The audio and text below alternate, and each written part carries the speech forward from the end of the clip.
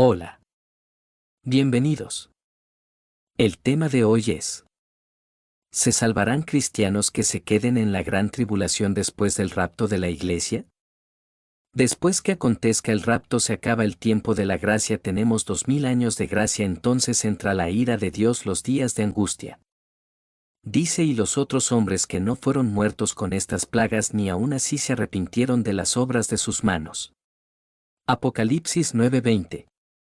Sofonías 1:15, día de ira aquel día, día de angustia y de aprieto, día de alboroto y de asoleamiento, día de tiniebla y de oscuridad, día de nublado y de entenebrecimiento. Porque dice: en tiempo aceptable te he oído, y en el día de salvación te he socorrido. He aquí ahora es el tiempo aceptable, he aquí ahora es el día de salvación. Primera de Corintios 6:2. Porque he aquí, viene el día ardiente como un horno, y todos los soberbios y todos los que hacen maldad serán estopa. Aquel día que vendrá los abrazará, ha dicho Jehová de los ejércitos, y no les dejará ni raíz ni rama. Mas a vosotros los que teméis mi nombre, nacerá el sol de justicia, y en sus alas traerá salvación.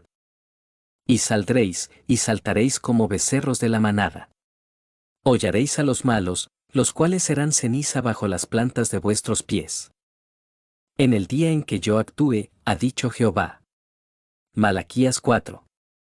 Pero después del arrebatamiento entra el tiempo del anticristo, a éste se le dará poder engañoso para engañar a los hombres, a fin de que sean condenados todos los que no creyeron en la verdad sino que se complacieron en la injusticia. Segunda de Tesalonicenses 2, 10-11-12.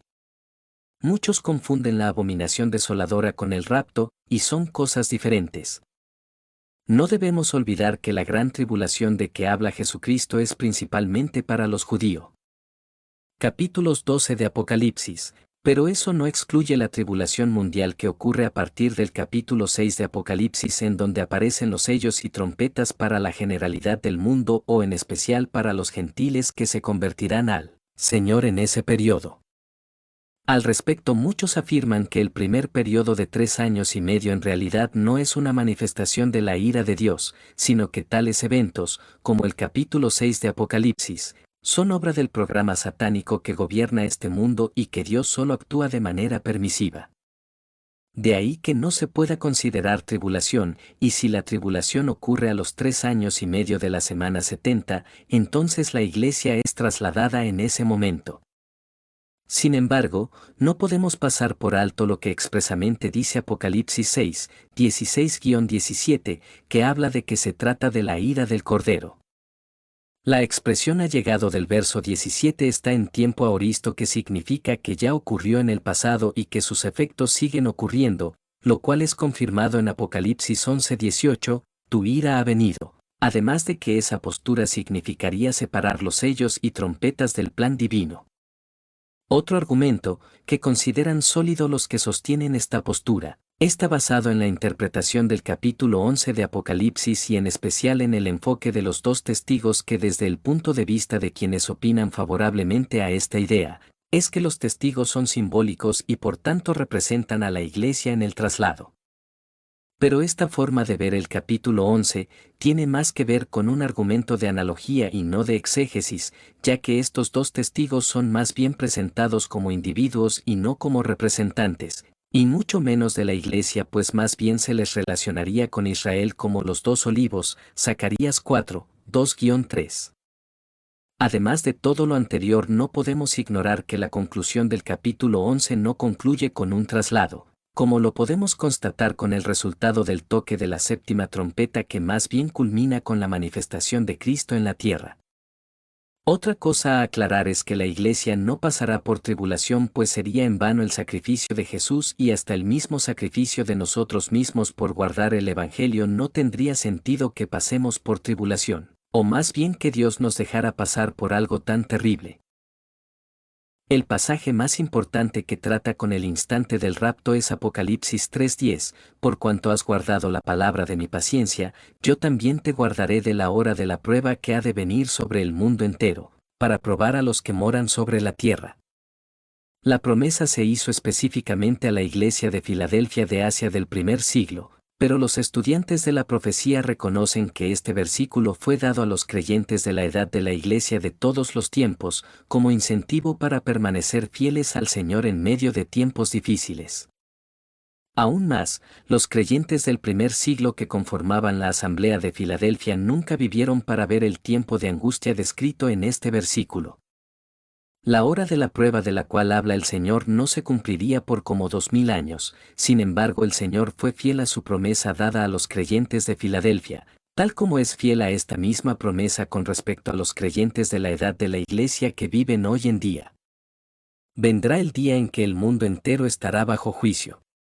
Dios será el imponente juez y todos los que vivan sobre la tierra deberán soportar este tiempo de terrible prueba. Isaías lo describe como destrucción ya determinada sobre toda la tierra, Isaías 28:22. Será un tiempo de gran prueba para Israel, descrito por Jeremías como tiempo de angustia para Jacob, Jeremías 30, 6-7. El Señor Jesús describe este tiempo como un tiempo único de aflicción que será de alcance mundial, porque habrá entonces gran tribulación, cual no la ha habido desde el principio del mundo hasta ahora, ni la habrá. Mateo 24:21. Será un tiempo que incluye las terribles plagas y juicios descritos gráficamente en Apocalipsis capítulo 6-16. La promesa del Señor es condicional: si guardareis mi palabra, yo os guardaré de la hora de la prueba. ¿Quiénes son los que guardan su palabra? ¿Quiénes son los que guardan sus mandamientos? En Apocalipsis 12:7 y 14:12, leemos que son los santos, verdaderos creyentes, los que guardan la palabra de Dios, los mandamientos de Dios. Lo mismo es válido para Juan 8:51, de cierto os digo, que el que guarda mi palabra, nunca verá muerte. El verdadero creyente, el que tiene vida eterna y que nunca verá muerte, es el que aquí está descrito como el que guarda sus mandamientos, su palabra. Los creyentes no obedecen siempre la palabra de su maestro. Cada creyente, si es honesto, reconocerá que hay áreas en su vida en las cuales no ha sido obediente a la palabra de Dios. Sin embargo, como Dios ve la vida del creyente en su totalidad, es una vida caracterizada por la obediencia.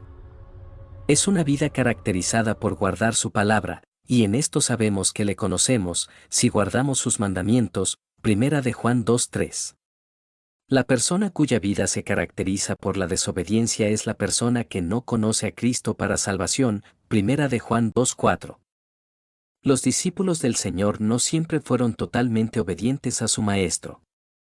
Pedro, por ejemplo, negó seriamente a su Señor y más tarde fue reprendido por Pablo por no caminar rectamente de acuerdo con la verdad del Evangelio de la Gracia. Gálatas 2, 11-14. Sin embargo, cuando el Señor Jesús vio la vida de los discípulos, incluyendo a Pedro, Él hizo esta asombrosa declaración: ellos han guardado tu palabra. Juan 17:6. Aunque tenían sus faltas y a veces eran culpables de desobediencia, sus vidas en general estaban caracterizadas por la obediencia. Así que en Apocalipsis 3:10, los que han guardado su palabra son los que son santos, es decir, verdaderos creyentes. No se refiere a un grupo de creyentes obedientes en contraste con otros creyentes que no son obedientes.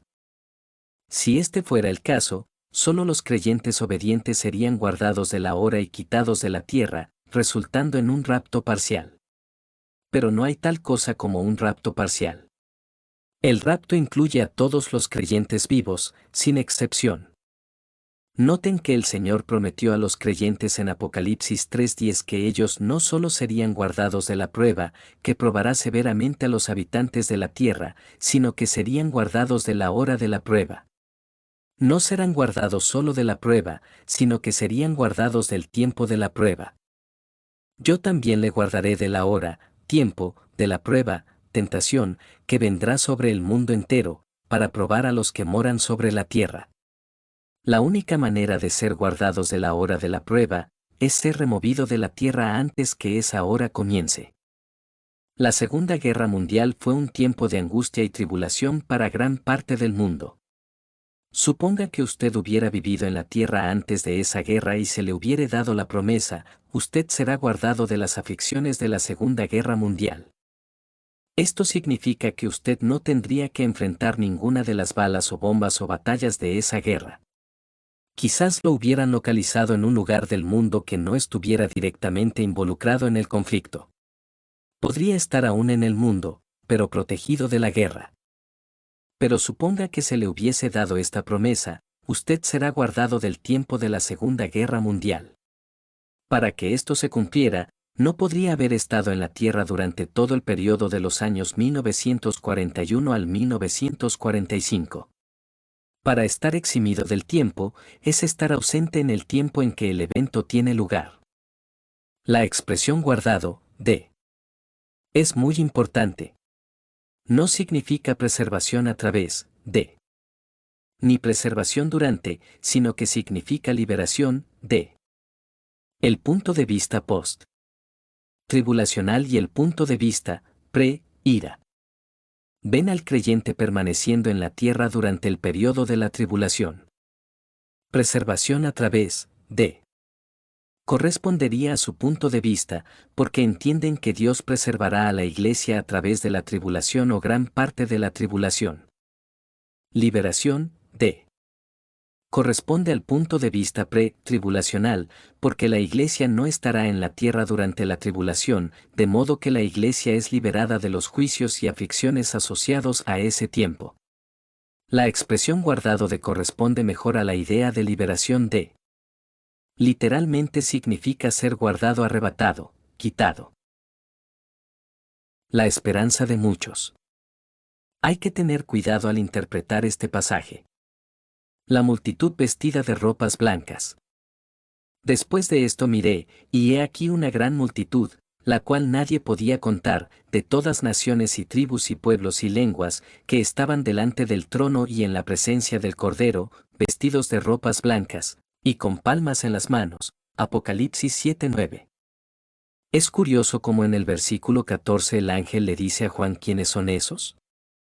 Yo le dije, Señor, tú lo sabes. Y él me dijo, estos son los que han salido de la gran tribulación, y han lavado sus ropas, y las han emblanquecido en la sangre del Cordero. Por esto están delante del trono de Dios, y le sirven día y noche en su templo.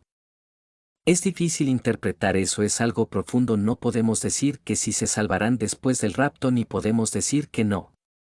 Eso solo Dios lo sabe. Porque se puede interpretar como los que subieron al cielo después de salir de la gran tribulación. O los que no pasaron por la gran tribulación. Aún así hay que tener en cuenta las 10 vírgenes.